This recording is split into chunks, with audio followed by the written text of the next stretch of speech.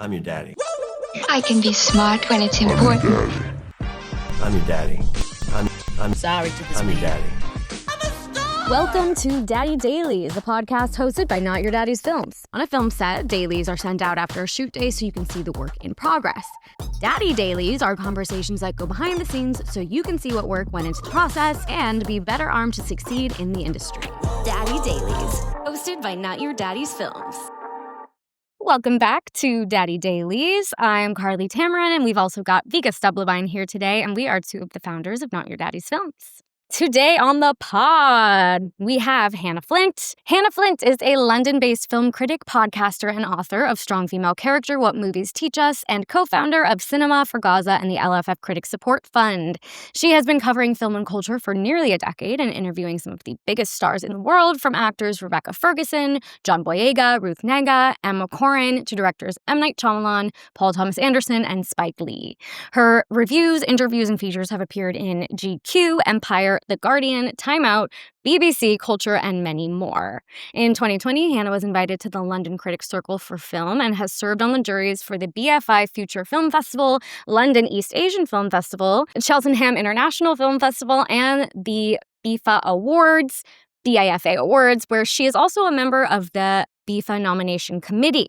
Vika and I discovered Hanna by way of her book, Strong Female Character, What Movies Teach Us, an unflinchingly honest and humorous account of her millennial journey towards self-acceptance through a cinematic lens.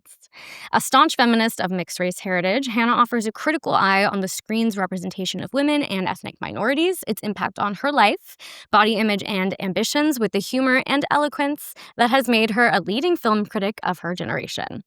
To me and Vika, reading this book felt like meeting a new best friend, so we are so excited to finally talk to her today. Yay!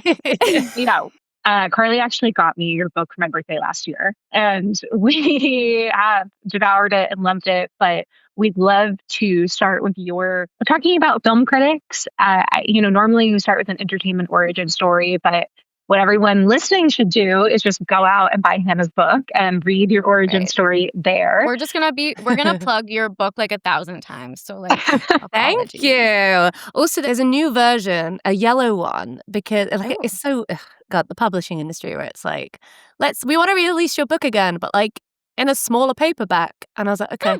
And can you do another chapter? And it was like at the end of, it must have been like 2023. Mid-2023, the publishers we want to re-release it. And Barbie had come out.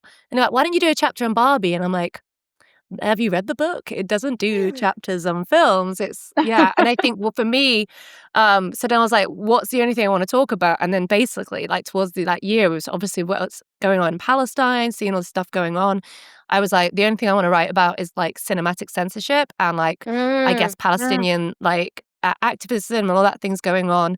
And so that's the extra. So in the new version of the book, there's an extra chapter that kind of looks at like the last year, but then like the history of how cinema has been censored from like, the original Blacklist when it was, when Trumbo and all that, but then talking about Paul Robeson and then talking about Vanessa Redgrave, who won on stage. So so get that version, because and also less spelling mistakes, I will say as well, because the proofreader, like, I swear to God, I wrote at the end of the book, it says like, I wrote this in 2.5 months, which is true. I had to like knock that out really quickly. And it was only when I did the audiobook that I was reading it, I was like, did someone proofread this? Not say it was like 100,000 words or something like that. So I was like, if they did a new release, that's got less spelling errors and mistakes. So there you go. So funny. Yeah, that should encourage everybody listening to like write the thing. You know what I mean? Put it out. Yeah. Just put it out. But maybe get someone better to proofread it than the people that my publishers. We definitely are going to talk to you about the book and like what a feat, 2.5 months. But I'd love to just kick it off with the importance of women film critics and the lack thereof in the industry. Like you write in your book about this 2022 study that shows men wrote 74% of the 4K reviews examined, and then women just 26%. And so I'm just like really curious about the role, for those who maybe don't fully understand, who are listening, the role that a film critic plays and how that affects representation in the film industry. Yeah, I think that's a really misguided idea of what a critic is. It's not, their job isn't to tell you, go see this film, don't see this film, just basically shit on films. That's not the job. I think a critic, every film critic, certainly this is me, I can only speak to myself, but also my colleagues, people I do podcasts with, my peers, everyone goes into a film hoping to love it, right? Because we all understand how much work and effort and how much money goes into it. Though I think, money is a separate thing. We're not here to sell tickets. The critics is supposed to be this, like a go-between between the filmmakers and the audience and say, hey, you watched that film, you didn't quite understand certain bits, or maybe you understood it, but you didn't know how to put it into words. That's the job of a critic, to kind of delve into it, let the audience know what they felt, but didn't know how to say it. And for me, I definitely come from a place of like empathy. Like I think in the book, I like quote Richard Ayoade in The Souvenir Part 2. And it's a bit where he's like showing his like final thesis film, and he's going to them, so what do you think? And they're like, it's fine. It's great. It's great. And it's like, but what does it make you feel? And I feel like that's cinema, right? It's the whole point of art is to leave somewhere feeling something, and whether it's, happiness, sadness, anger, God, even if it makes you feel bored, that's a kind of tells you what you feel about a film. And I think that's the whole thing about art, is I guess cinema is just a good way to understand the world, to understand yourselves. And I guess so much about ourselves is how we feel and the way the world makes us feel. So for me, that's when I'm writing, I think about those things. And then obviously the myriad other things go into it, but kind of coming from ultimately that source of what did I come away feeling and why did it make me feel that way? And that's how we get into like, was it the script? Was it the acting, the direction? Was it the soundscape? So yeah, that's a kind of, but it's a craft as well, right? I didn't kind of wake up one day and was like, I'm gonna write reviews for a living. It came from a place of I love watching films with my family as a kid, and then I did my master's in journalism, and I did broadcast journalism. But that thing about film just never got away from me. So I kind of just tailored my career so I could, didn't get it directly working at the big magazines that you want to work for. It was very much like the kind of, the other way around, the scavenger hunt, like going through the kind of that sort of way. I'm point. Is it going to be video as well that you're recording? Because I realize I'm doing this. Okay, cool. Because I'm like, Hannah, audio descriptive. Hannah was pushing her hands up and back and forth. Her right finger went this way first. Yeah. Mm-hmm. But actually, listeners who are listening to podcasts might obviously see. So yes, Hannah was putting her hands, trying to direct if she's going down a path. That's what she was doing. So I think yes, but I think the kind of going back to the kind of those stats. Cinema. Well, the world is 50% women, and the problem is because suddenly men took over the art form. 100 years ago, like, we did have like female filmmakers working then, but then, kind of money came and the bankers come in and edged women out. And I feel like, well, women should be able to write about the films that contain them. Like there is no reason why women can't write about this film. And actually, I think I put this in my book. It's been a while since I've read my book. You know what I mean? It's like, it's weird me thinking about, what did I say again? But I do remember thinking like comparing, I guess, it to the film Ready Player One. The book as well, but there's a character in it, right, called H. And you're going in and you think then they're in this world. For people who don't know what Ready Player One is, it's set in like a universe where like a kind of like, near future where this guy who was a billionaire created this like virtual reality world. And when he died, and everyone uses it, access it and has fun. It's like you can kind of, I don't know, you know what I mean? It's like a virtual like game thing. And then when he died, he said, whoever succeeds in doing the scavenger hunt and finding my egg gets to have 51% of my company and become a like multi-billionaire or whatever, a trillionaire or something. And so they all have avatars, and there was we have the main guy, but then we have this character called H, and they present, everyone thinks they're just like a white guy or whatever, and then it turns out, spoilers, but you know what, statute limitations on Ready Player One is gone. It's been out for a minute, so it's done. But they turn out to be like a black lesbian woman. And I think that really kind of says a lot, because all of the references and all the Easter eggs in that world were from the perspective of this old white dude who grew up in the 80s, 70s, 60s, 70s, all the pop culture references are that, and they're all very white references. And I feel like as a critic and we women, everyone, we've constantly had to kind of find ourselves, relate to characters who aren't us. So I honestly think that women of color, marginalized people are far better at writing about or understanding that demographic, the homogenous demographic, than the other way around. I don't think white male critics are as good as reviewing female-led films as women are as good as reviewing male films. And it kind of comes back to my thing I'm going to breach in later on, actually, when we do the hot take thing. Yeah, it's really interesting. I am a writer primarily, and I worked on a cop procedural, which like a ton of action. So the movies that were referenced in the room were almost always, of course, action films, or like maybe like a spy thriller or something. And I had a huge learning curve because I hadn't watched so many of those films, because growing up, I was like, I'm not in that, I'm not, that we're not represented in that. But I do feel like women are really good, and this is a huge generalization, but at putting ourselves into other people's shoes. We have like the empathy, all of that stuff, but also because we weren't represented in these holistic ways in so many films. And so I can appreciate 16 Blocks for the film that it is, but also like people are like, you haven't seen that? And I'm like, there are like no women in it. So I don't know. Great. It's funny you say that thing though. You say you haven't seen it. I'm getting so much better at not saying that, because I realized there are so many films in the world. I mean, it's sometimes funny on my podcast, Aman, who I love, but sometimes I'll reference a film and it's like, I love you, Aman. If you listen to this, I love you. But sometimes it's like there's a film that we mention that's like, I don't know, from like the 60s or 70s, and he's like 90s forward. That's my remit. Yeah. But I think but I realize, instead, I sometimes think now it's like, instead of being like, oh my God, you haven't seen that, I'm like, oh my God, you get to see that for the first time, right? Yeah. And it's like, that's such an amazing thing that people get to. Because that's what I kind of love. Like, when I was writing the book, my editor at the time, I was so nervous because, I think we all have that capacity for imposter syndrome. And I was thinking, God, who am I? Who am I? Jean Valjean. Sorry, I have to say that every time. No, you're speaking to the right crowd here. We're musical theater people. But there's like a thing where it's like, who am I to say this? And I was so worried that like some critic's gonna read it and be like, well, there's not enough movies in this and not enough in this and that. And my editor said they were really cool. They said, you're not writing this for film critics, you're writing for everyone else, like the general public.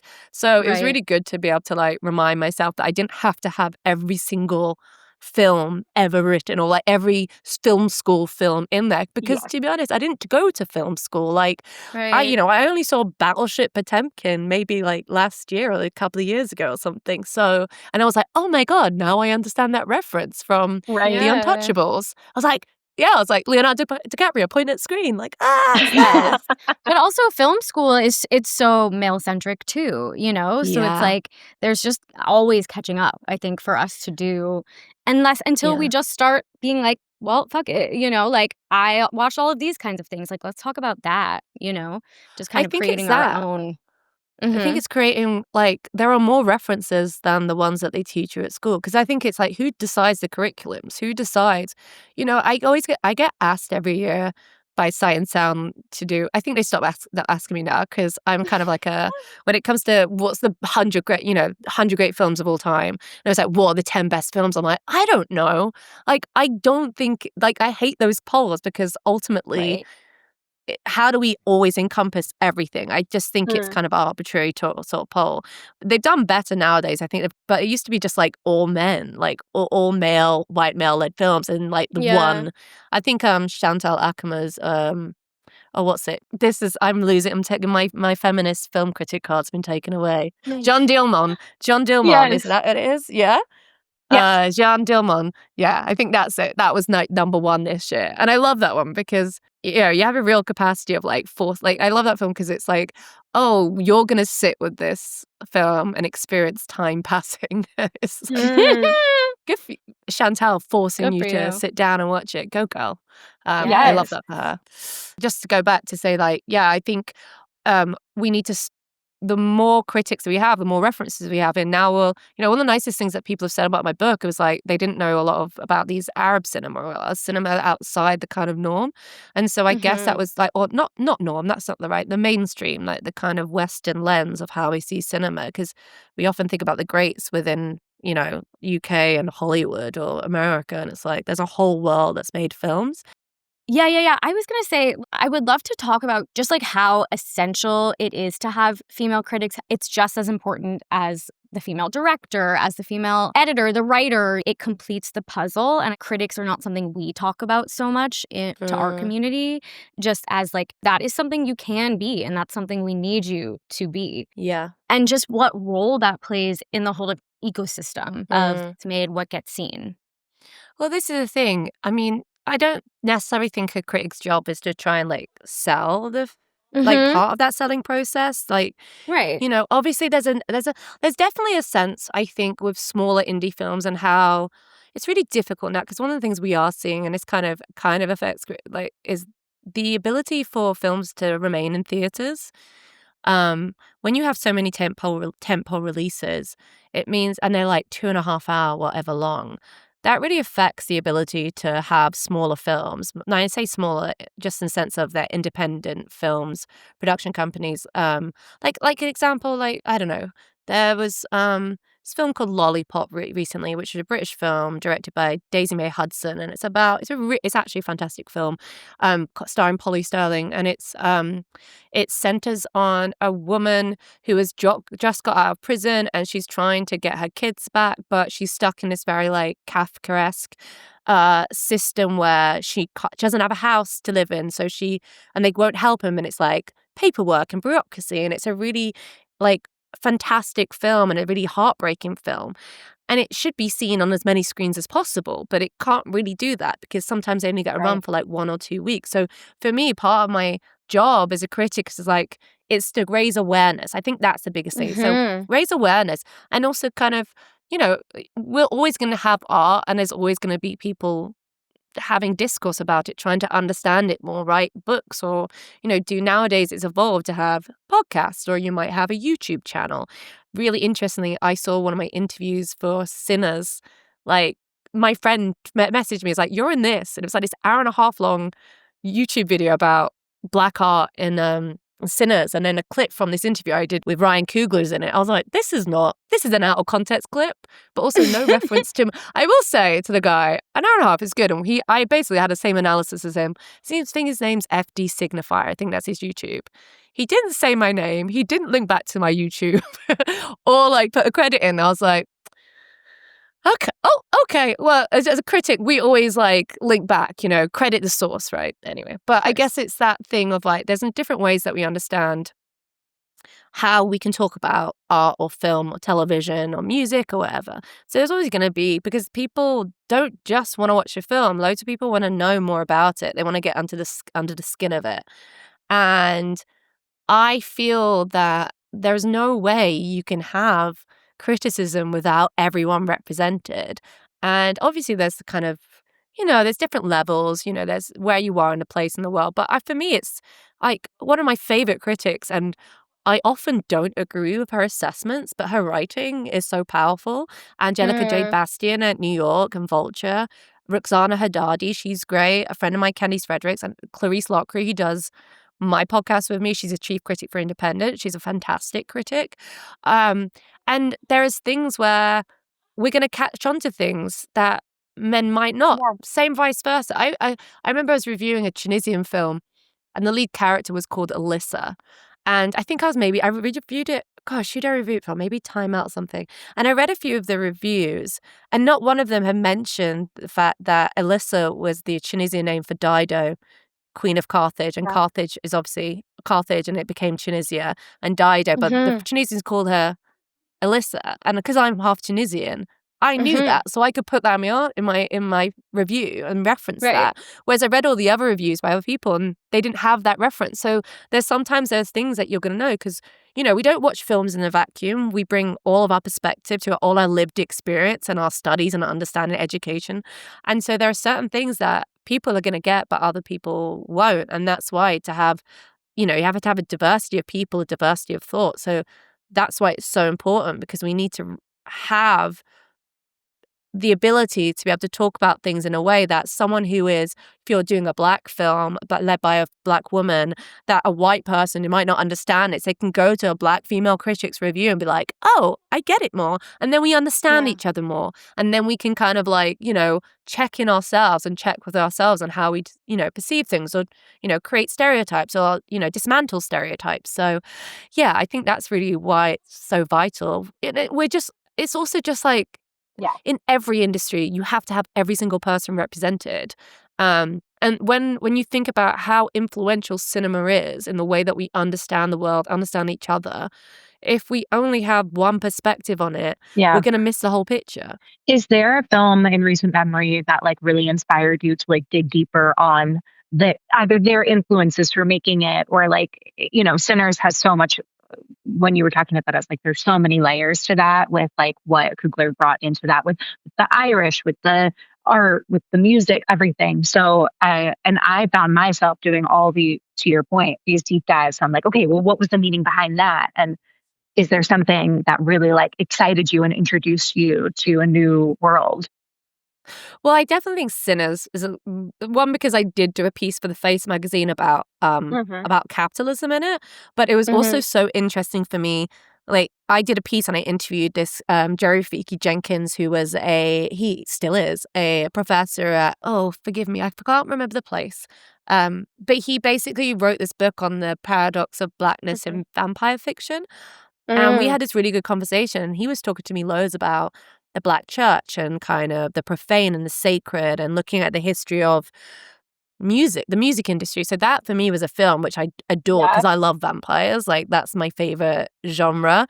Actually, a couple of years ago, I profiled for The Guardian Jewel Gomez, who is a woman, an author. She's African-American, but she's got Native American heritage as well. And she wrote this book called The Gilda Stories, which is, I think, the first Black lesbian vampire novel ever written. And that was published in 1991. So that's pretty late. Wow. But it was such that inspired me to write my own vampire short story. So last year I've been writing a collection of short stories under the title Gentle Dread. So it's women in crisis using genre. And so that one, because it was and so because I had that understanding from doing that profile with Jewel, I spoke to her for 4 hours, a nightmare to transcribe. You're I should have, that's a lot of things to get through. But the way she did vampires in that film was rather than vampires taking, it's they give an offering. So you'd have instead of blood, the capitalist way of taking blood, it's we take your blood, but we'll give you something back, give you a gift back. And it's this real community. And that's what I thought it was interesting why Sinners came along, because that felt like it was talking about community, but in a kind of different way. So yeah, I think that's what I love about film. If it can get me to go in a Wikipedia rabbit hole, I love it. Yeah. We actually had already written a question about vampires because, of course, we wanted to also talk about vampires, not even knowing our conversation would go here already. But why do you think, Twilight, for example, why are hot vampires so hot? Why are we obsessed with that? What is the deal? Oh, God. You know what? I wrote about this as well because I wrote a piece. Sorry, I'm going to be referencing all my articles. No, I did do a piece for It's amazing. I love them. So I did a piece for Mashable, and it was off the back of the release of Renfield, the Nicolas Cage one. And there's something about the exchange of blood, the exchange of bodily fluids that's quite sexual. The idea of I don't know, the idea of having your neck, which is quite a sensuous point. There's something really quite thrilling about it, giving yourself to that and sharing that in that way. I also think in the kind of art image image of it from Bela Lugosi. He obviously was this very like gentleman vampire, quite sexy. Or even like Christopher Lee when his vampires. And then that's the thing, like I think vampires can be quite sexy because it's this immortality. And then we had Interview with a Vampire and obviously the series and stuff. When you got Brad Pitt playing a vampire, it's like, yes, bite me, daddy. Do you know what I mean? That's the title of it. Put it on a shirt. Put it on a shirt. I think it's the idea of being chosen as well, right? Like this is deduction of it. I think with Twilight, I remember reading those. God, I read them like back to back when I was at university. My friend actually gave me like an Edward Cullen plastic figure because I was like so obsessed with them in the day. But I think it's interesting with Twilight because I remember when I was reading them, I thought Edward was like the best. And now I look back and I'm like, controlling. You're just all awful. Yeah. Just super controlling. A lot of therapy that one needs. Yeah, I think there's something sexy about vampires. Like in Dark Knight, you know, like Lost Boys and like Near Dark. It was quite sexy. And even like Nosferatu, not sexy, still somehow sexy. I think it is. Like, it's like, it's like, I need you so bad that I will rip your neck open and drink your blood. Yeah. It's like that desire.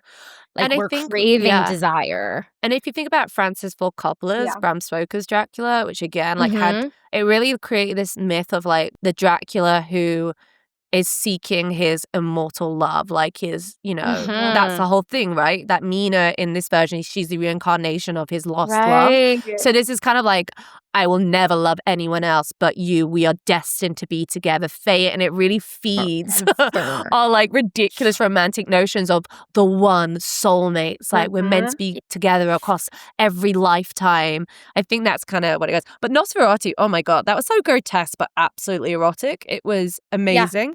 But that's all because what I love about that one is because it's all about like how, you know, if you think about the timing it was written, it was like this polite society where women had to inhibit their sexual desires. And it was like, they called it hysteria at the time because they thought, it's like women just need to like get themselves off and like bang one out, right? They need to flick the bean and get it done. But that was frowned upon. So what I love about Nosferatu, it was like, this is a woman who's it's like the theme of like her like, she's a witch, she's different. It's like, no, she just wants to feel her sexual desires. And then she ends up saving the world by like letting her desires win. I think that's it should be a lesson. I think that it's like I find the rise in romantasy novels and like the popularity. Like I went to a Barnes and Noble the other day. There was a giant life-size cover of like Court of Thorn and Roses or something. And I'm like, this wave of people returning to reading or continuing their reading and it being so embracing of female pleasure, I think is just like chef's kiss. I'm like, yes, let's go. This is great. And now it's all being adapted for films and movies. We've got like Fourth Wing coming and all of this fun stuff. I kind of wish it was better writing. Because sometimes like some of them you're like, you know, like learn a new adjective. I mean, I feel like, oh my God. I mean, I'm glad it's getting women to be really like embrace their erotica and sexuality and having sex, but it's also the kind of position of that as well. One, it's a Twilight ripoff, as we all know. Yes. But two, it's just this idea of like, I don't know, it just doesn't, it's just this kind of the jealousy and overprotection stuff that's just acceptable in that. And I think that's like a really weird framework for me because I just like think you can have a BDSM sexually, you know, charged relationship. That's why there's this really good film coming out soon called Pillion.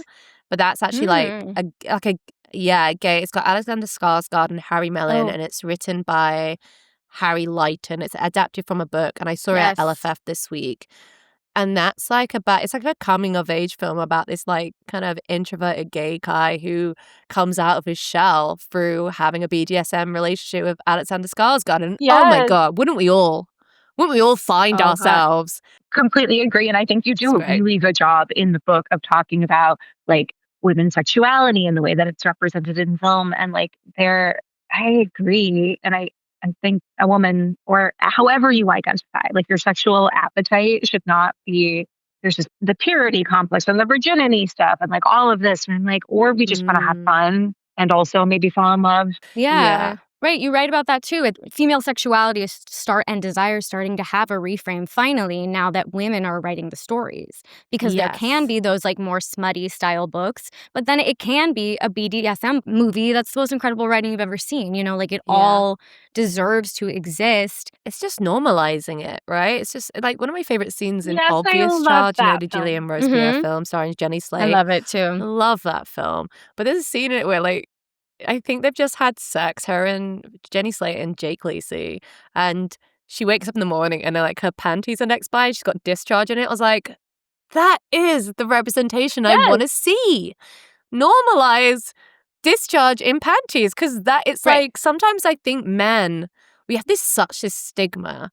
It's funny, like I had this thing recently where period sex, like that should be like a normal thing. And I had this thing recently where like pretty much I've decided like I like having sex on my period. I'm not one of these people who gets like crazy pains on it. I don't, my libido doesn't drop. But I was like dating this guy and he was like, "Oh, can't wait to go down on you." And I was like, "Oh, well, I'm on my period, so maybe you don't want to go down on me." And he was like, "Oh," and the look of No. fear in his eyes, I was like, he was like, he goes, "We can just kiss and cuddle." And I'm like, "Sir, we're going into that room. We're going to have sex. Like, what the fuck?"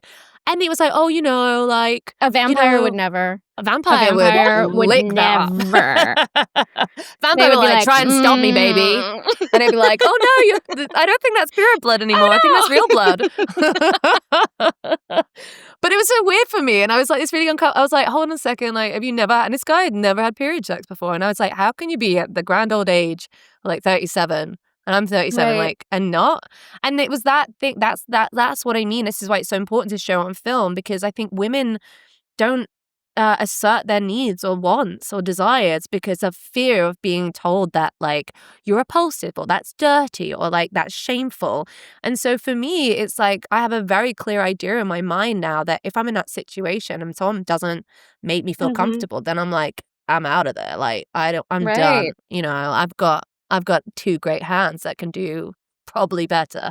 You know what I mean? So Yeah, and then you don't have to talk to those hands after. Bye. No, it's like The Shape of Water, my favorite representation of like masturbating. It's where she's like in the bath masturbates and then boils an egg or something. I was like, great. You know what I mean? Just slot it in. Right. Mine's like before bed. It's like mine's like I don't sleep well, but if I like, get a bit of burlesque porn or something like that. And then like I don't mind saying all this because I do say it in my book, so it's like it's fine. But I get at my phone like and it takes like 5 minutes, like sleep, No, totally. Betty bye. It's like done. Yep. It's all part of the female perspective too, because it's like we have been protecting men from this for so long. Like all, you know, we pretend we're not gross and weird and you know, like these things are not completely normal. Yeah, and I think these films are so great for women, but they're so important for men as well because like it's these it's like a two-pronged attack of women, this is normal, men, this is normal, get used to it. So it's like men who might not have known about it because women in their lives cover it up or hide it out of shame, and then they have women watching. It's like it's okay. We all go through this. You know what I mean? Like that scene in I May Destroy You where I think Michaela Cole's character is like, they like put a towel down and, he pulls a blood clot out and it's like, and they bang. And I'm like, great. Thank you for your service. Yeah. I appreciate you. And it's like, that's an amazing series that so many people watch and it brings up this conversation and suddenly you feel okay about yourself. And I think that, again, film, TV, playing a part into like normalize, make you understand yourself, understand the world better. And I think that's you do excellent art to share me. so much of yourself in this book. Like it feels like to me a memoir framed with the films that raised you or all of that. Were you at all fearful, I guess, to share so much of yourself in the book?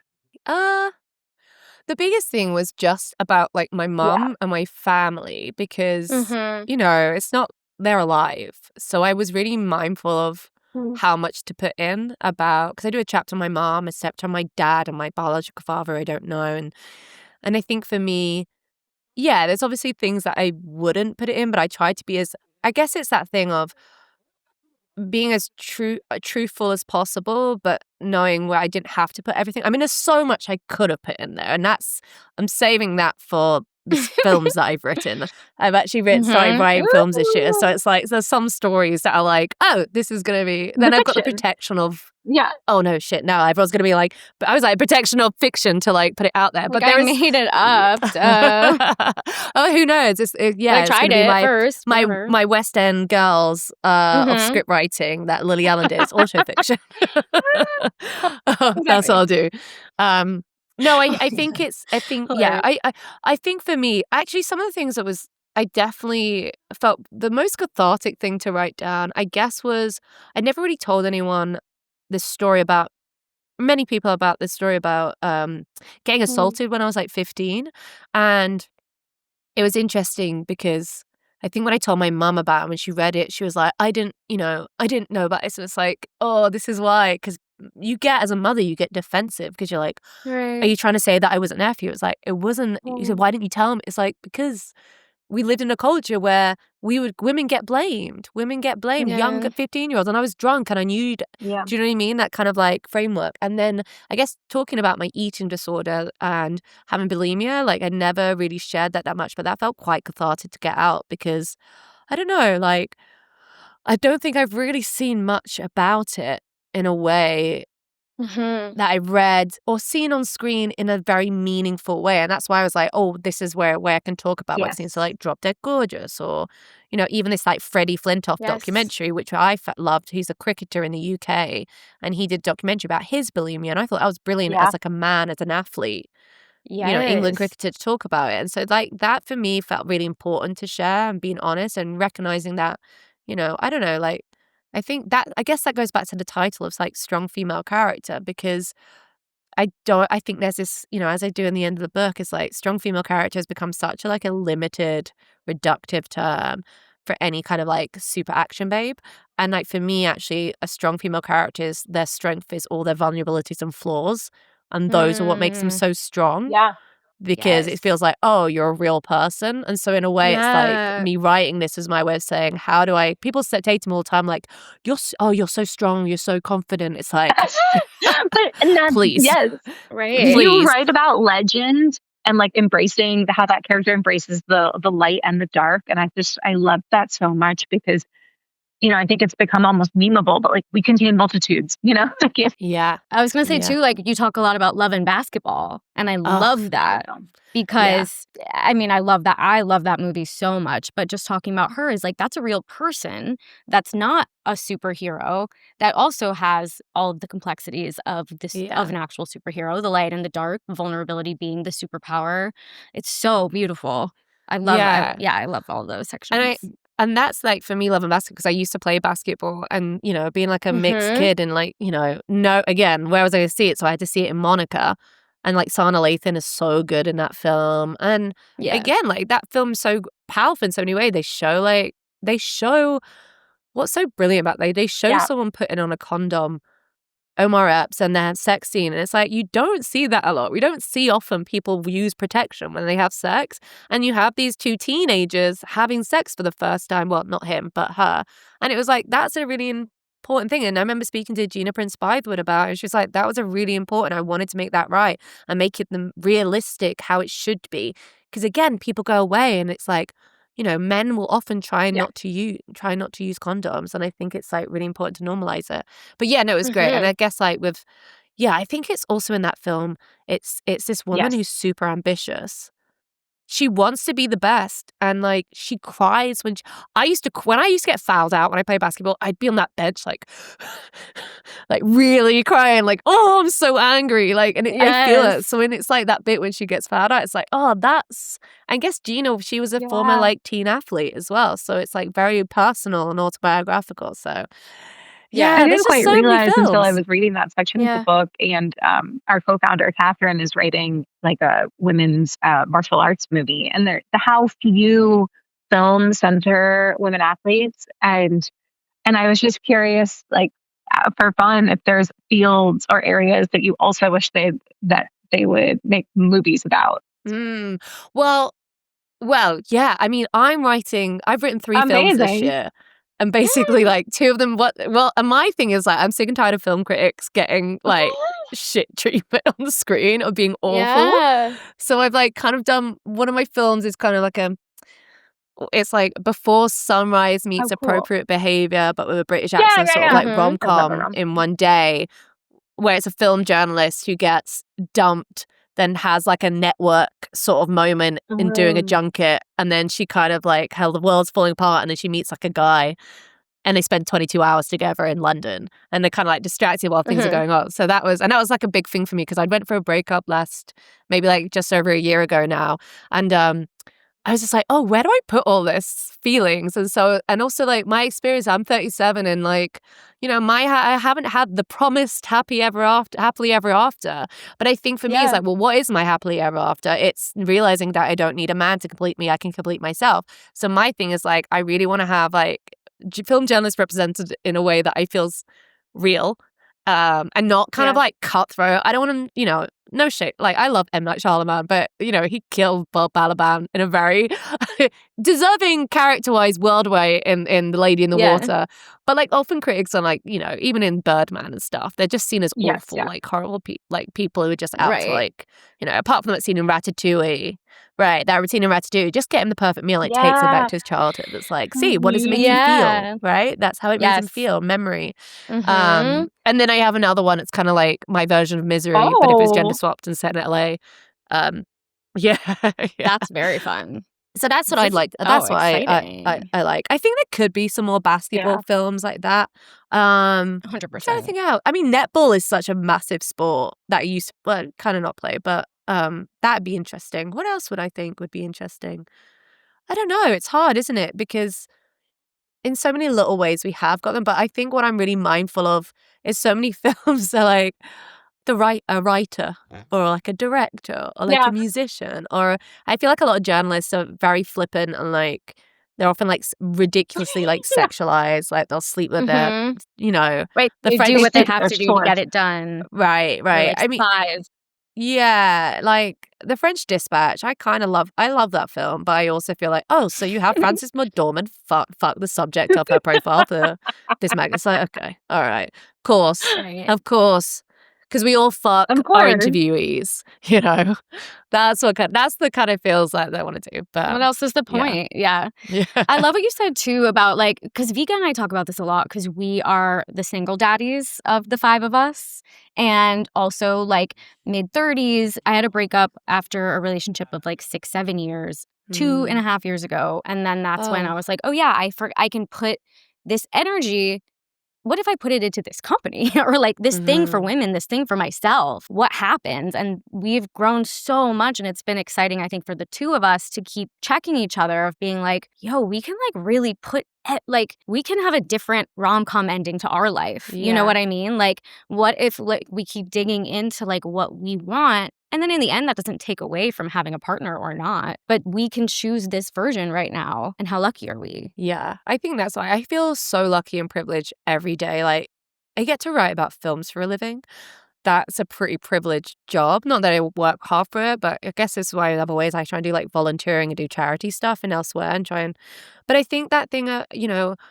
If 20 years ago, if you'd told me I'd be 37 and single, I'd be like, what went wrong? And then I'm like, well, nothing went wrong. I think, you know, me and the ex, he moved to LA to make films, and it's like, okay, well, there you go. The person before, it was so funny because no, good for him. He'll no. I honestly, it's like, you better make some films. You better make some films. Even if you broke up before that, make some films. No, he's right. It's fine, but it's fine. I'm fine. No. The irony though is that when I finished writing Strong Female Character and it published in 2022, me and my ex of 2.5 years, we'd broken up like just as I was finishing it. And then the re-release of the book came out like a few months after me and my most recent ex broke up. I was like, shitting hell, maybe I should stop writing books. You wrote something that like hit me to my core, and I don't know, just might be very awkward to hear your own quote back to you, or maybe it feels great, but I wrote this down. I want more for my I want more life for myself before it might become beholden to another, before I lose that freedom to go wherever I want, work, and spend my money however I want to. I want to be selfish. For too long, I've seen the stories of women expected to put the lives of others before their own. It's always felt like a gross injustice. So I don't want to have it all. I just want to have my life on my own terms. And I think that's something that like resonates so much with me. Like, I'm so good. but truly, because like you're like, talking did I about write? this, and then the Yeah. like first film you mentioned that you're working on, and I'm a single woman in my 30s. I'm inundated with stuff about like what is the depth, not even like films, but just like think pieces and articles about like what is a successful life, and like it runs the gamut from like men aren't living up to women's standards or to their education or to whatever, and to like, well, are you ever really whole without a partner? And I think I have really worked to divorce myself of like the world's notion of what makes my life, or my mom's notion of what makes my life successful, and be like, what do I care about? Because do I want a partner right now? Yeah. And that's, answering those things for myself rather than like, oh, well, I'm going to another wedding this weekend, like, and I'm not having my own wedding. Should I be worried about that? And it's been really nice to define it for myself. Yeah. I think that's what it is. Like, I think, that breakup was like the worst breakup, but also the best breakup, because I think I kind of, instead of just going like hedonistic, partying, all that type of stuff, I bought a ukulele and I've been, you know what I mean? And I've been writing and I've nonstop been just like creative mode of like, okay, because I think, I'm an anxious attachment, and I have this thing where I realized, I abandoned myself out of fear of someone abandoning me. And then once I kind of clocked that afterwards, and kind of took this very long journey to process this. And music has been a really good place, because I've been like writing songs and stuff and finding that's a place to put it. And then writing films, that's a way to process things as well. And then it's also like just that thing, but it's hard because I think you have to, as women in our position, you have to constantly remind yourself of you don't need someone. You want someone. That's the thing. And I was dating this guy for a couple of months, and then I ended it because, there was that period, and there was another thing that kind of didn't sit right with me. And, he was like gorgeous, smart. Like, I was like, oh my God, like, whew. Like, so I'm a tall girl. I'm 5'8", and so he was like 6'2" or something. I was like, oh, this is great. And I just didn't feel good. And I thought, oh, you know what? If this was me maybe like 2-3 years ago, I'd have stuck in this. But I decided to like, this doesn't work for me, so I'm gonna leave. And I felt such a relief. And I think that's the thing of, it's not settling anymore. I think I'm not settling for anything less, and I need someone who's gonna make my life easier or feel better. I don't want to feel stressed. And the minute I start feeling that, I'm gonna be like, done. And I think we are so much more productive when we don't have someone else to worry about. Because in all my relationships, I've had to have this like this sense of, are they okay? I'm wondering if like that anxiety about them. And when I don't have to worry about that person, this is where I get to be, like what I said, selfish. I don't have kids. Like, I love my friends with kids, but fuck, I'm so glad I'll babysit. I get to leave. I get to turn up for a couple hours. It's like, okay, bye. Enjoy bedtime, and you know what I mean? And we get to be selfish now. Yeah, I live my life for my pet mother friends. You know what I mean? Yes, my pet mother friends. I was going to say my parent friend. I think it was like pet parents. Yeah. No, but I live my life for them because if I didn't, that's what we get. Like, we don't have, we can find our happiness in places that we don't. And also, women have to take on most of the burden when it comes to Die My Love. I can't Lynn wait. Ramsey's I'm gonna get film. this weekend. Yeah. That is a must watch. Me too. Must watch. Can't And wait. that really grapples with a woman who, people talking a lot about postpartum psychosis and stuff, but actually it's not just about that. It's about a woman who basically has moved to the countryside, gets married, has a baby, and is stuck in this domestic space. And she's a writer and she can't write anymore. And then her husband doesn't want to fuck her anymore. And it's like, what the fuck? It's like how literally patriarchal norms can actually fuck up women's lives. And I think it's just this powerful female rage film of like, fuck this, I want to set the world on fire. It's so good. So, ladies, please, that's a very like empowering film. Right. And I think it's so good to talk about like what we're talking about right now and in the grand scheme of film, because this is like anybody that's listening, you can find your people that you can look at each other and be like, hey, I know we preach this, we talk about it all the time, but then there's always that moment where it's like, oh, wait, but should I? And who is my person? And then it's like, no, Yeah. guys, it's But okay. people- It's okay. Like, warning. But people get that wrong, right? Because they say, who's my Mhm. person? That phrase comes from Grey's Yep. Anatomy. It was Christina Yang Talking and Meredith about each Grey. other. And like Christina's like, yeah. And I think she was having an abortion. She was like, you're my person. I want you there. We have romanticized the idea of the person. Do you know what I mean? It's this Right. Chinese Western thing. It's like your person isn't Totally. your partner. Your person is your best friend. My best friend in the world is Corrin. He lives in LA at the moment. And it's like, he's my person. Do you know what I mean? It's like, it's hard now because it's distance, but that your person is platonic. Your person Right. isn't romantic. And so like, and it's people, right? It's creating this tribe and community. And I think it's investing in, and I definitely feel like, I don't know about you guys, but definitely as I got older, I've kind of realized I've outgrown some friendships where we've gone in different directions. And I'm quite I'm a Taurus, so I'm quite loyal. And so Yeah. it's been the last year has been definitely been like, okay, this It's doesn't serve hard. me anymore. I'm going to disengage. You know what I mean? From that. But yeah, I think it's community and stuff. And I'm so lucky I've got some great people. I mean, none of my best friends are film journalists or critics. My best friends are like screenwriters, musicians, you know? Right. I really love that. I don't have, you know, that's really lovely for me, like producers and stuff. It's interesting. That's maybe why I think I prefer it, because I feel like if I was two friends of journalists, it'd be too much journalism chat. And at least now it's like, you know, I love, you know, my friend who's a great screenwriter. She wrote on like Dead Ringers, and, you know, I've got another friend. Yeah, she's Rachel Delahaye. She is an amazing writer. She started out as a playwright, and now I think she's working on her own series and stuff. She's so good. So look out for her. Yeah, her I love work. that. And it's like, it's her responsibility. It's our responsibility to write this other version of your person in music and in movies so that people can watch it and be like, oh, there's a different version. Let's go with that. I feel for a like, little. at least for what I've read and the knowledge that I have, this is like the only book that really hits this spot. And I think because we are of a similar age, it just like really resonated with me. I think I said resonated like 12 times in this interview.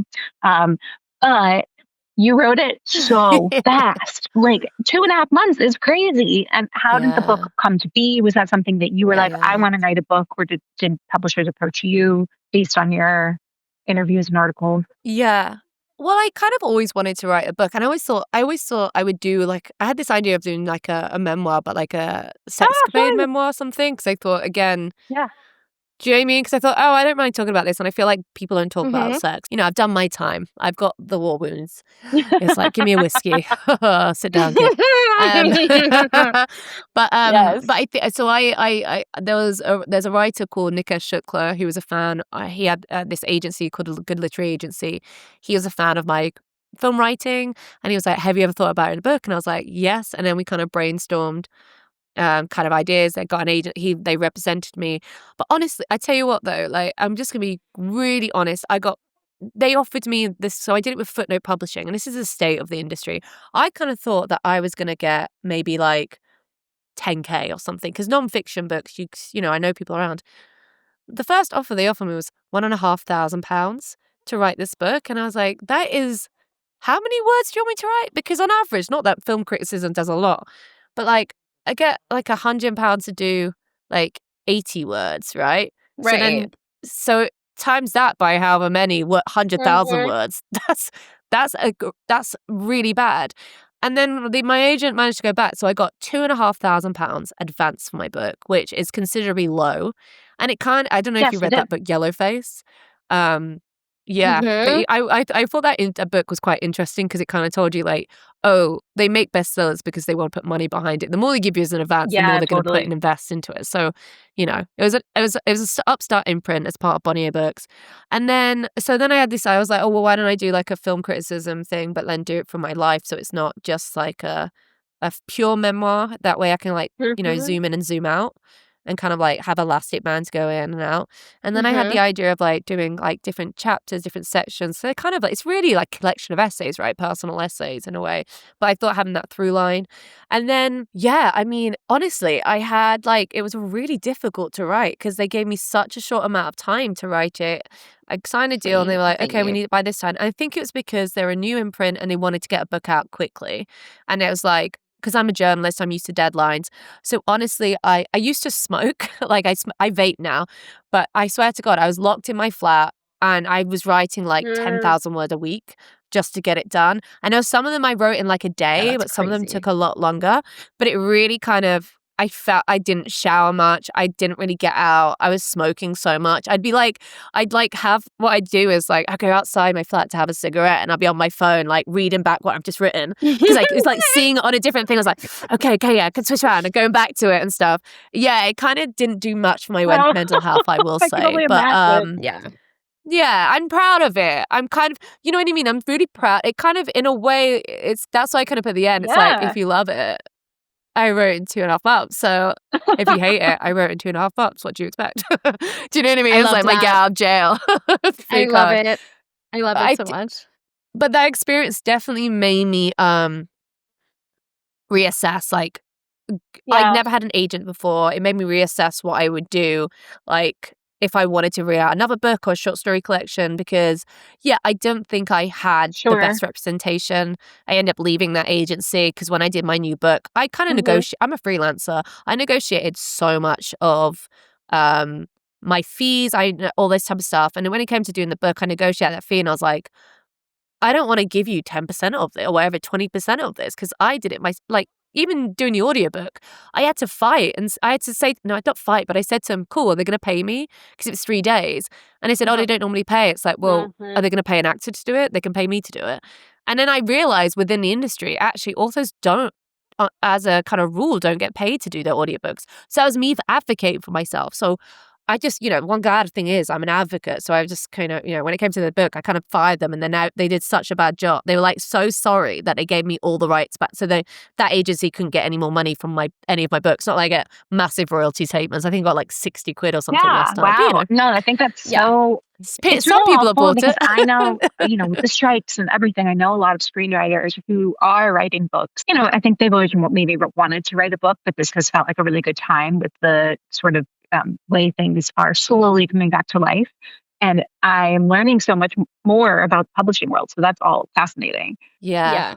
I think, but I don't know. But even now, I still feel like I don't. Even now, as I'm trying to get into screenwriting, I know a lot of like agencies and stuff through doing interviews with people, and I've obviously got a book and stuff. But actually, I realized like no one's, even with this work samples and stuff I have, no one's like going to take you on. So I was realized, oh God, I've got to get someone to make my film. But then I spoke to this director called Salah El Husseini. She's a Egyptian Welsh director, and her first film was My Brother the Devil.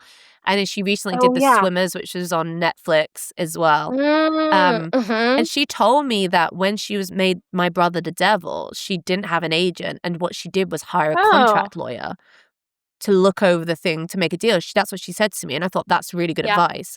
So I think for that's my only passing on the information. Because that's another thing. I think I talk about this in criticism. I do a lot of like lectures and stuff. I do talks about criticism.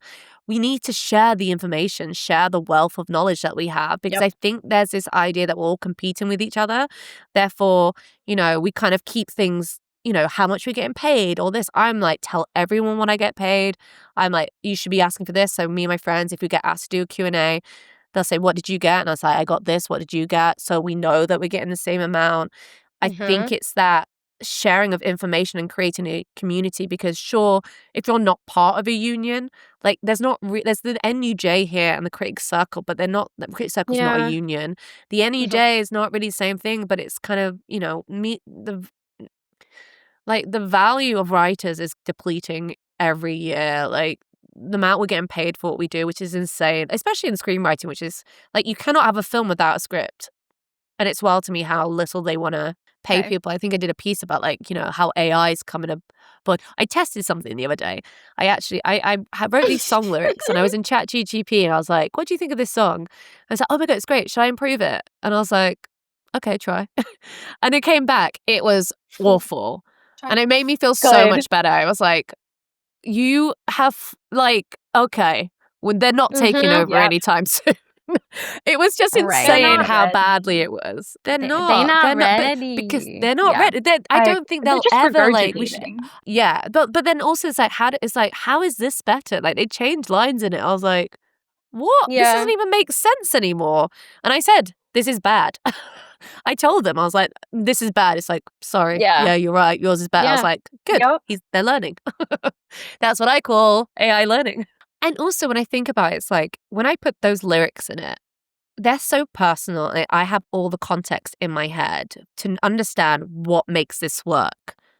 If you put them into the AI, they don't know anything about me. So all their changes were so random and they didn't make any sense. And that's the problem. It's like, you might be able to, AI would be great to fix spelling errors, right? That's what they're good for. I think AI is good for, that sort of thing where it's a tool for a writer. It's not to replace the writer. And I think I saw something on Instagram the other like today, and it was a director. He did this thing with an AI actor, and it was like auditioning an AI actor, and he showed you the back and forth of it. It's like Crazy. It's like do angry, and it was like like doing this. I was like, okay, I guess because you're an AI, you don't know what emotion is, so this is angry to you because you don't know what emotion is. I am actually currently in the writer's room, so I'm gonna hop off while you guys keep chatting for the end of this. But we were, if you guys don't mind, if we quickly do hot takes before. Yeah. Okay. Vika? My hot take is kind of jumping off of what you were saying about pay transparency. I know this is a different system in the UK, but in the US, the way that a writer's room is set up is like there's the support staff, and then there's different levels of writers who meet every day. And the WGA did a great freaking job in our last negotiations, but there is no contingency for you have to have lower level writers in the room. And I think with what's happened and like the way that people are clamoring for jobs, there are so many shows now that don't have an entry level writer, a staff level writer in the room. They're all upper level, they're all producers, and they're amazing at their jobs, but it's not helping the industry grow. And I think that feeds into that systemic issue that we've had for so long of the predominant writer being a white man, a white straight man. And so I think that something I'm so grateful for is that, I work for a showrunner who really believes in mentorship and in bringing people up. Like he reads all the assistants before he hires them, being like, I see potential here. And eventually, hopefully that means that you would be promoted and right on the show. But so many people don't operate that way because it is the wild, wild west and you create your own rules when you create a show. And I would just like to implore anybody with hiring power to think about the future that you want for this industry and what are you doing to help accomplish that. The ecosystem, right? I totally agree with that one. And I think also there's a kind of issue with there's definitely a sense of who gets promoted. You have discrepancy there where you have like women, marginalized Black writers, Arab writers who kind of come in and then they don't get promoted. I tell you what's a really good series. I don't know if you've seen this, but Dreaming Whilst Black. It's a BBC series and it's done by Ajani Salmon, and it's about this guy trying to break into the industry as a writer. And it has like things about diversity schemes, stuff like that. I don't know if you get BBC shows out. So might be on like Netflix or something like that. So that might have it, but I recommend that because that's a real like what you have to sacrifices you have to make to get into a room or like to fit a box to do stuff. But I think it's that I've heard this so much about, even writers' assistants. There's not even that kind of entry in where you learn on a job. Like and then everyone just hires their mates and it becomes like, unless you are super wealthy and can kind of like shadow in a writer's room for a week where you don't need to get paid. Do you know what I mean? Do you remember when it was like, what was like the Obama daughter who ended up she's a writer in a writer's room for like that Beyonce? Yeah, and it's just like, oh, okay. The easiest route ever to get in, right? It's crazy the nepotism that's like so real. Yeah. And she might be a great writer, but is she any better than the other writers who've been working for years who haven't had that privilege? I totally get it. Right. Oh man, I'm exhausted. So that is a hot take that I agree with. Yeah. Okay. My hot take is I am so sick of hearing these announcements for like franchise films or, whatever. And you only hear about a female director if it's a female-led film being involved or a black director doing that. Goes back to what I was saying earlier about why do white men get to direct everything, right? I think about DC Studios. I like James Gunn. I think I really enjoyed Superman. But who's directing Supergirl? Craig Gillespie. It's like, okay. And then there's not been an announcement for any female directors at all.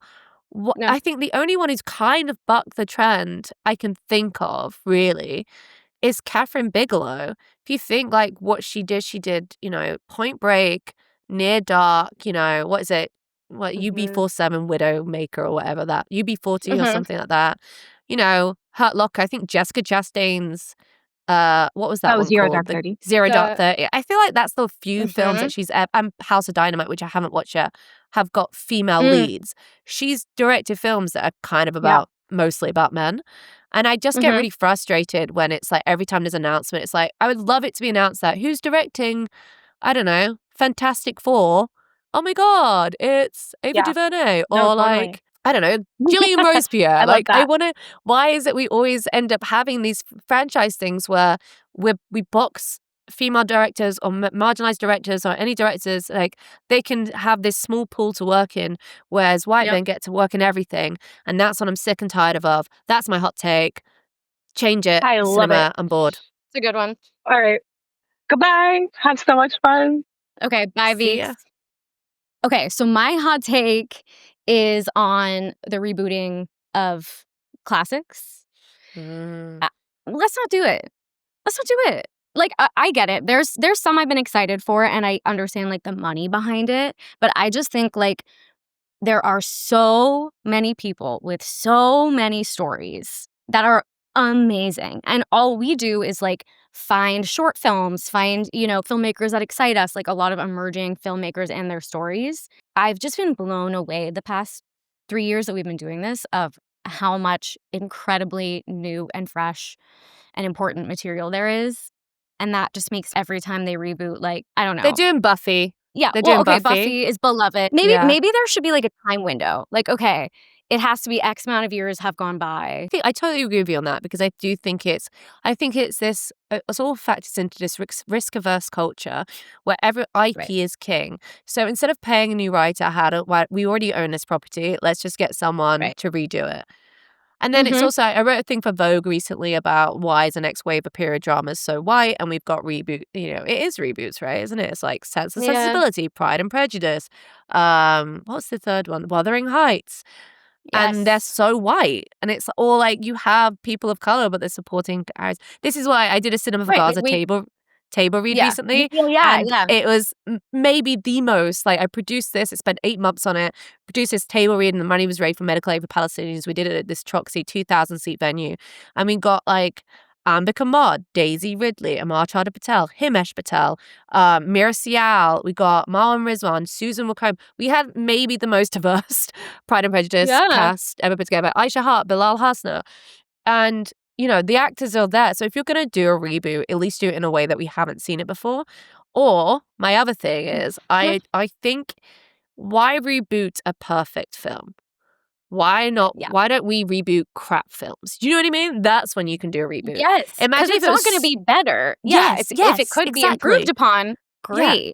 Or adapt it like Shakespeare. Put it in a completely different context in a different time. Like, well, tragedy. I think like the Coen, is it Ethan Coen? He did Tragedy of Macbeth with, Denzel Washington is amazing. Like, I want to see his Macbeth. He's one of the greatest living actors alive. And when he cracks that guy at the end, he goes, I was like, I felt it. It was like, that's cinema. Do you know what I mean? I just think there's a dearth of imagination and just this safety net where people, I think James Gray said this as well, where everything is so focused about making money. We're so obsessed with like the capitalist enterprise of art has to make money.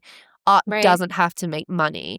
And I think James Gray said we need art that doesn't have to make money to maintain the culture. And I think all we're doing in these reboots is just like we are headed towards idiocracy.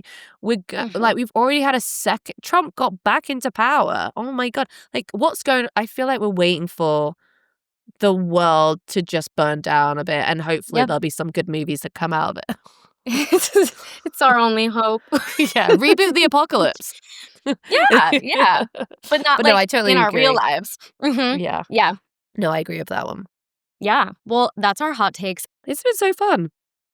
I mean, honestly, yeah, we've covered so much. But also I wanted to say I'm writing a script right now too, and reading your book, it helped me tell myself that I need to keep writing what's true.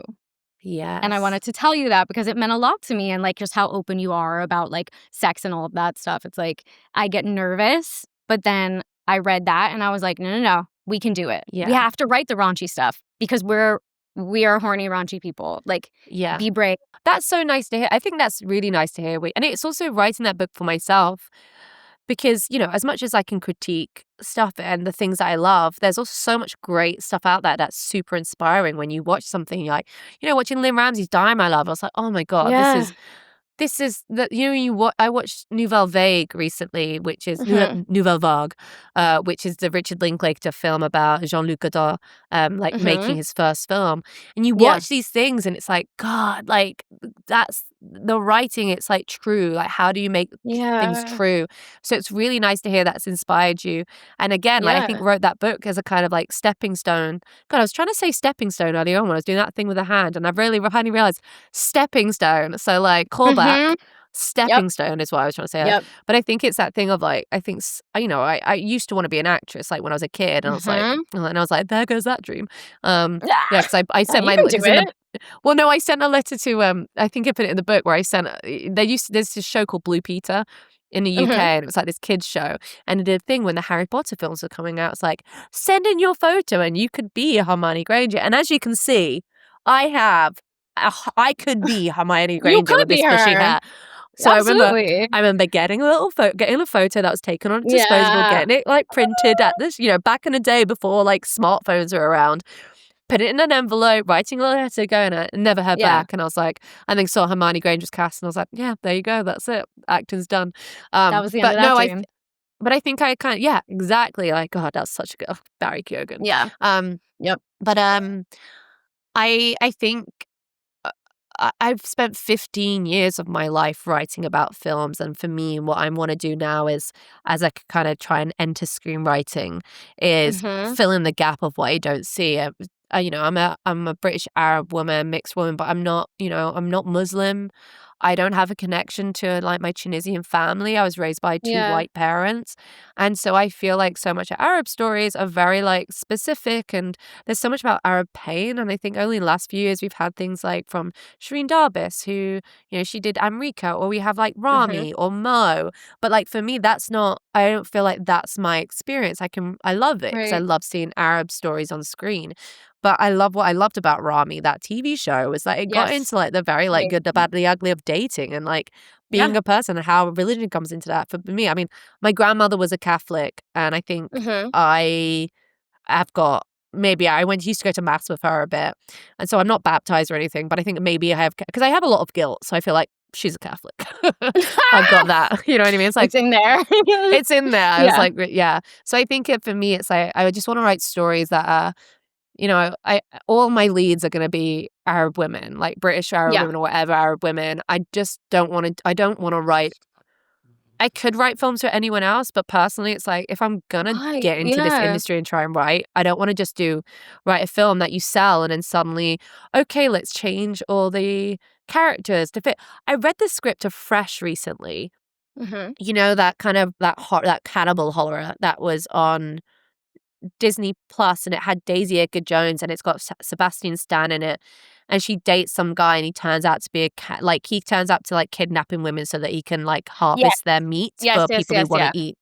Right.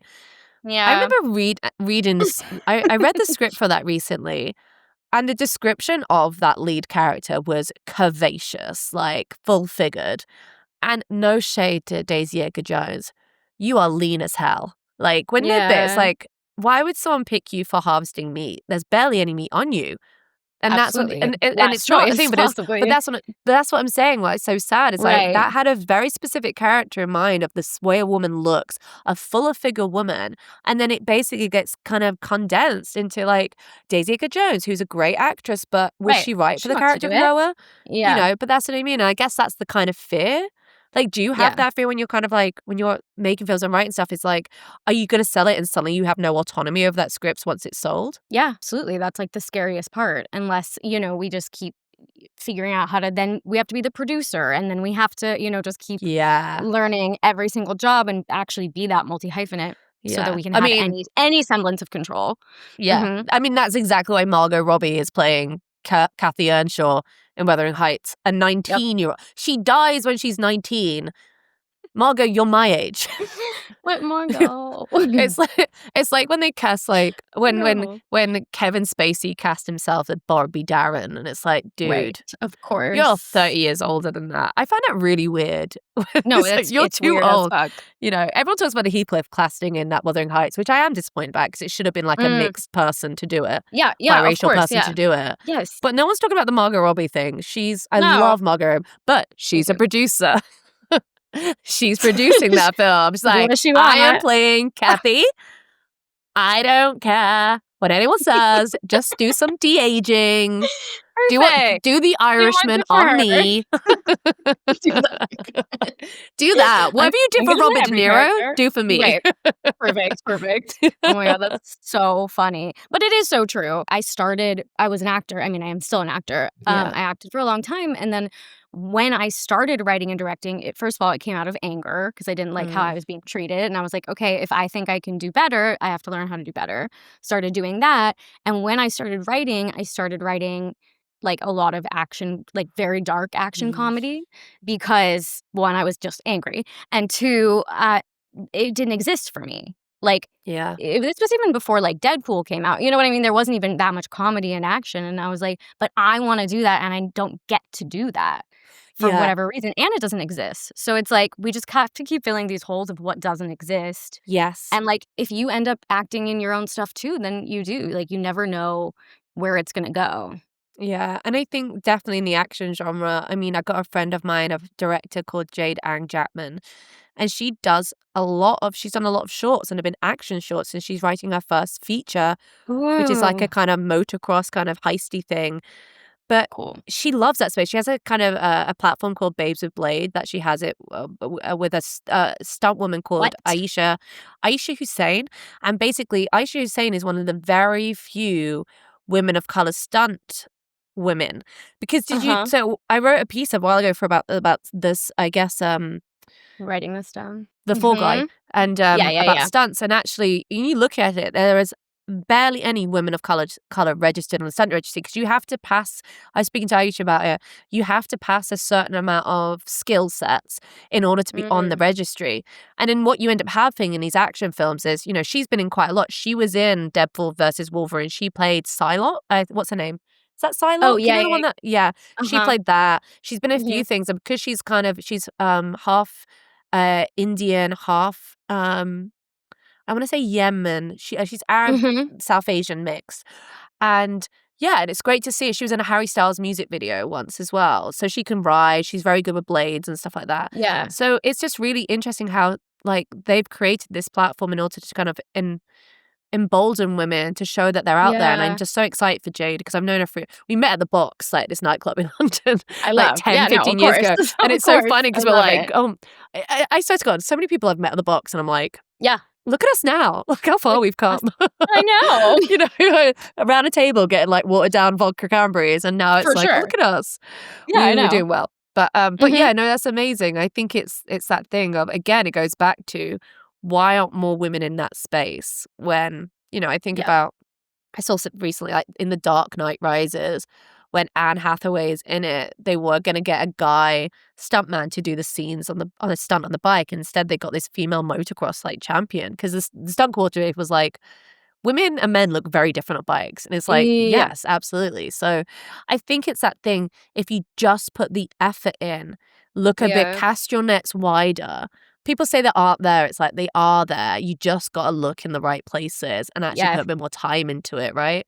Yeah. But that's so exciting. I'm excited to see Yeah. your action comedy. Yeah. I love an I action mean, comedy. I do too. That's like the foundation of our company, is that we want to make it so that, I mean, starting with directors, but like we're more than just directors, but so that there is never an excuse that there's, oh, I can't think of a woman that could do this of Yeah. X, Y, and Z. You know what I mean? Like, we want to have a running list, like the blacklist of, okay, here are 7 billion, amazing women of all types that you could hire right now that are more than qualified. Like, Yeah. here you go. Yeah. Here you go. Yeah. And but then someone has to, creating that registry and stuff and maintaining it. And that's a lot of work. And I think, Right. what you realize a lot is how much work you have to do to make change. You have to do that for free. Like, I do this Critic Support Fund that I've done the last 3 years. So basically, I've raised about $5,000, and it's to help pay the accreditation fees for low income critics to go to London Film Festival. Right. And I managed to give them initially, I managed to give them £130 stipend on top of the accreditation. Compared to last year, it was £100. But that's a lot of. I do it all on my own. Like, I get people. I've got company studios to donate. Then I do the admin and stuff. And it's crazy because I go to the. Well, I went. I go to the BFI, who basically runs the London Film Festival. It's like, if I can do this on my own, can you not just do this in house, or like pay me £200 and I'll do it? Like, do you know what I mean? And they're like, we just don't have the budget. And it's like, yeah, American Express is your fucking sponsor. right. If I can do it, you're an establishment. budget. If I can get money where I've gone to gone to Studio Canal or gone to like the Film Distributors Association to raise that money, you can find it. But it's like, why don't you want to do it? Because so many other festivals do stipends. Like, I went to Toronto Film Festival 2 years in a row through the Share Her Journey scheme, and I managed to get my flights and accommodation paid for 4 nights. I think Tribeca does it, Sundance does it. So why is the UK's biggest film festival not doing that? Yeah. So there's my hot take. But there's a second hot take. BFI. I mean, you deserve all the hot takes you want. I don't have any cool takes, I don't think. Every take is a hot take. I just feel like Peter Griffith. He's like, that episode of Family Guy is like, you know what grinds my gears? I could do that a daily. All day. I should do right. that. But I think that's what it takes, like, for us to just like start making any change. Is just like we have to be the squeaky wheel over and over and over and over again, even if we didn't ask to be in this position. Yeah. We are now.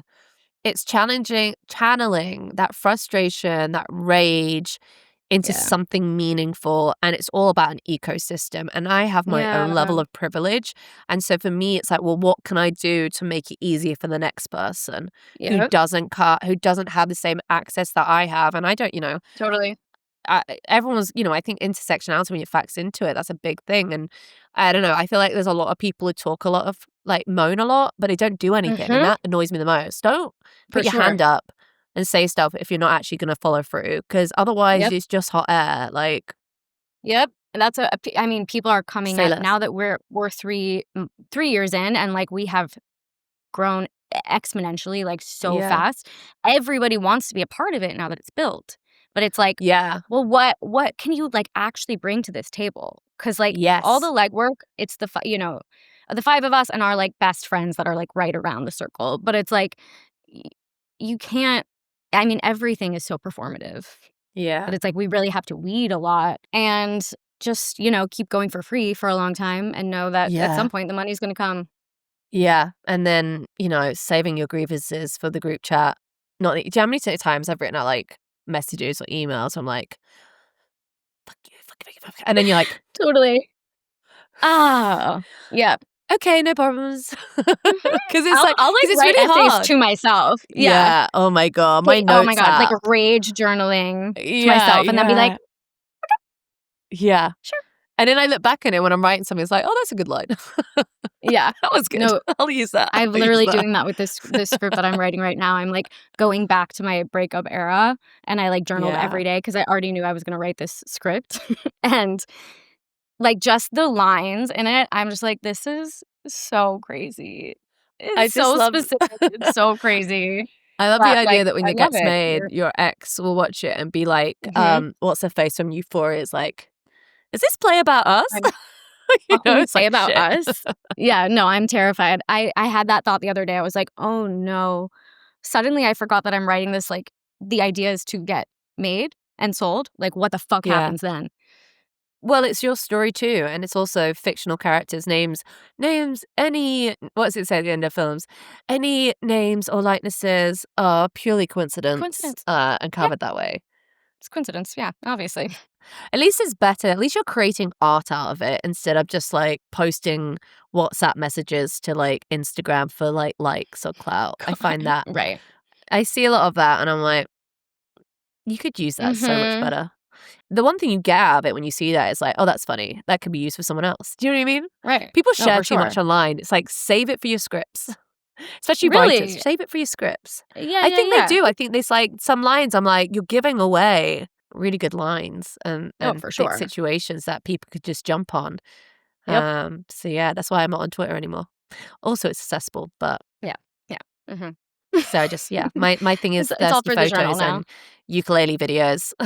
Perfect. Yeah, mine is dance videos. I'm like, I'm just over here dancing. That's it. I'm just a girl. Just a baby.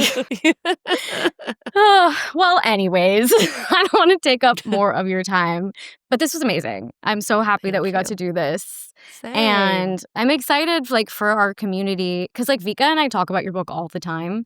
And I'm just excited for the rest of our community to like get on board and read and all talk about it and just like chat with you more and see your scripts. I'm so excited for you. Oh, yeah, gosh.